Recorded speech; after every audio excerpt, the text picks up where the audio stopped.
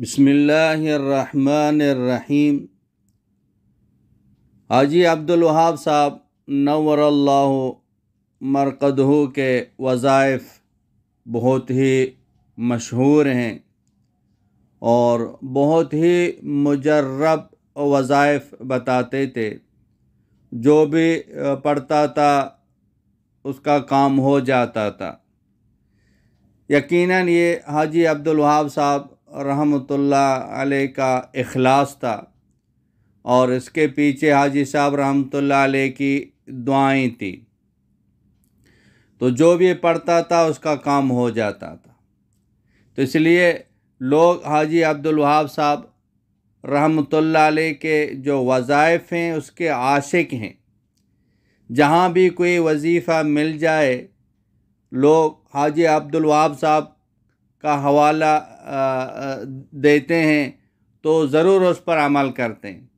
اور حاجی عبدالوہاب صاحب رحمۃ اللہ علیہ اکثر بیانوں میں یہ وظائف بتاتے تھے، اور آخری عمر میں جب آواز سمجھ میں نہیں آتی تھی تو حضرت مولانا فہیم صاحب حفظہ اللہ تعالی وہ ترجمہ کر کے مجمع کو سناتے تھے۔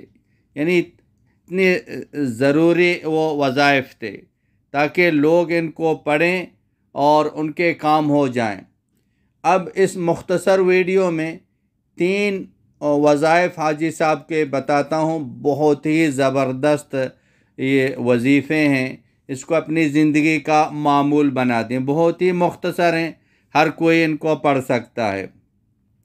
سب سے پہلا وظیفہ جو مولانا فہیم صاحب حفظہ اللہ تعالی فرماتے ہیں کہ حاجی صاحب کہیں بھی چلے جاتے تھے، یہ وظیفہ پڑھتے تھے تو حاجی صاحب کا کام ہو جاتا تھا۔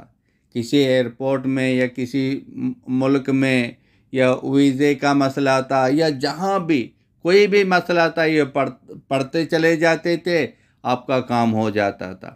اور فرماتے تھے جو بھی یہ وظیفہ پڑھے گا وہ پڑھتا چلا جائے گا، اس کا کام ہوتا چلا جائے گا، وہ چلتا چلا جائے گا۔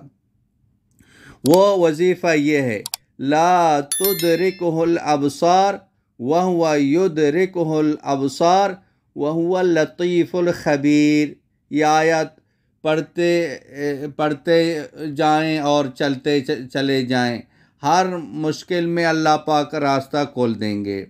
اور دوسرا جو وظیفہ حاجی صاحب رحمۃ اللہ علیہ فرماتے ہیں وہ یہ درود شریف ہے، اور فرماتے ہیں جو روزانہ 500 مرتبہ یہ درود پڑھ لے گا، ایک مجلس میں ہو یا متفرق جو نا اوقات میں ہو، ایک وقت میں نہیں پڑھ سکتا ہے، پورے دن میں تھوڑا تھوڑا اس کو پڑھے گا، وہ زندگی میں اللہ کے سوا کسی کا بھی محتاج نہیں ہوگا، نہ مرنے سے پہلے نہ مرنے کے بعد۔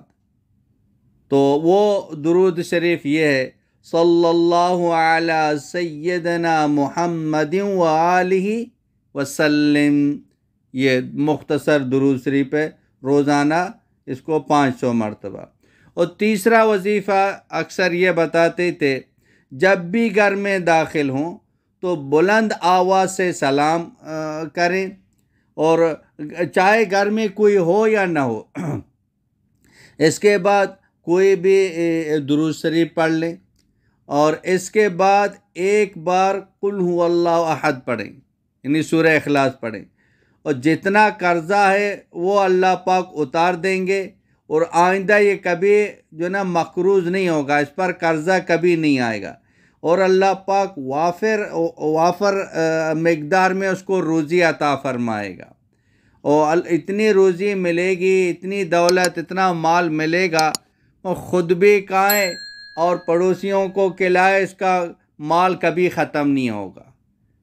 ہاں، اگر پتھر پر ہاتھ رکھے گا وہ بھی سونا بن جائے گا۔ ایسے یہ وظائف ہیں، ہم اس پر عمل کریں اور زندگی کا معمول بنا دیں اور دوسروں تک بھی یہ پہنچا دیں۔ وآخر دعوانا ان الحمد للہ رب العالمین۔